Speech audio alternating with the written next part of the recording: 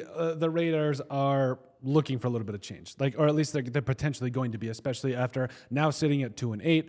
On a 6-game losing streak. Antonio Pierce looks like he's on his way out, and it just feels like this team is looking for an answer. Like, it doesn't have the luster, it doesn't have the belief in the current system and organization right now, and I think that's a culture thing. I think that is a quarterback thing, obviously, but it starts at the top. Tom Brady now being the new minority owner, I think that there's going to be a big push in the offseason, but I think it's kind of simple, but it's kind of hard on what you have to do moving forward if you're the Raiders. But we have 5 steps, 5 things that you can do to immediately fix the Raiders in 2025 and beyond. And I know I had Desmond Ridder here, but I don't know. Maybe he could play for the Raiders. Maybe not. I don't know. Doesn't matter. But I think it's really what he represents. Because number one, you got to get the right head coach and GM. Now, Tom Telesco, to me, in my opinion, he's been kind of hit and miss. I know that he's going to put that notch in his cap as far as drafting Brock Bowers in the 2024 NFL draft. But no offense, that was kind of an easy decision, dude. He kind of just fell into your lap, and he's arguably one of the more exciting offensive weapons we've seen in a long time. So yeah, fine, you can put that in your cap. But what about Jackson Powers-Johnson? What about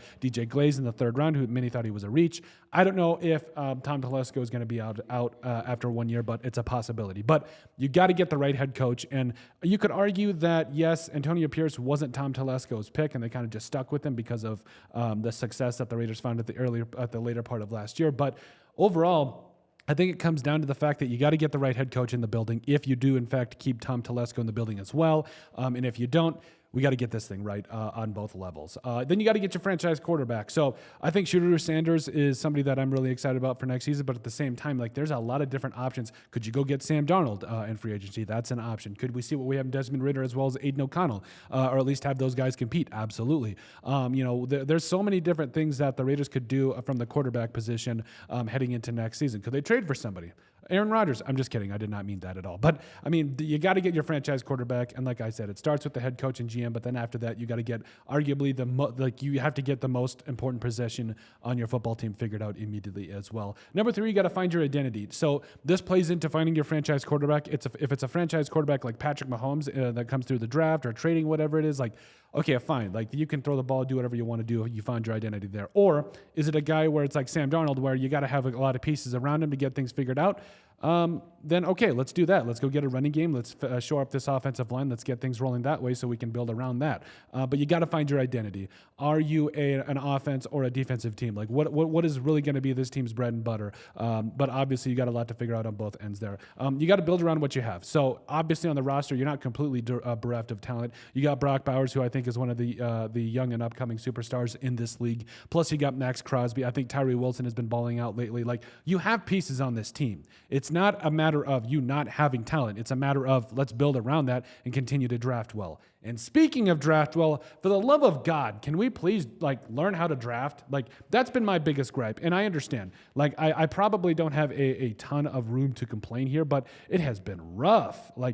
I understand that drafting is arguably one of the tougher things to do, but at the same time, I think that you can kind of supplement that with, some undrafted guys. But obviously this last year, they did some really good things with Brock Bowers and company, and the jury's still out on Jackson Powers-Johnson and DJ Glaze and DeCameron Richardson, and the list goes on. But, if you just want to take a brief look down memory lane, you've got Brock Bowers that you drafted in the 1st round. That's great and everything. But after that, Jackson Powers-Johnson, Delmar Glaze, DJ Glaze, DeCameron Richardson, we're still waiting to kind of see what we've got in those particular outlets. Also, Tommy Eichenberg, but even in the past, Tyree Wilson, I think there's talent there, but I don't know at this point. Also, you've got Michael Mayer, who I think is going to be good, but at the same time, I think it comes down to him getting back in the lineup and getting things going again.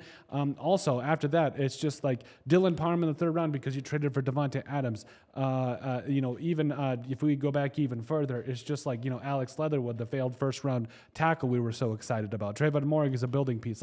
I can legitimately name I'm excited about some of these players, but it's just hasn't been good.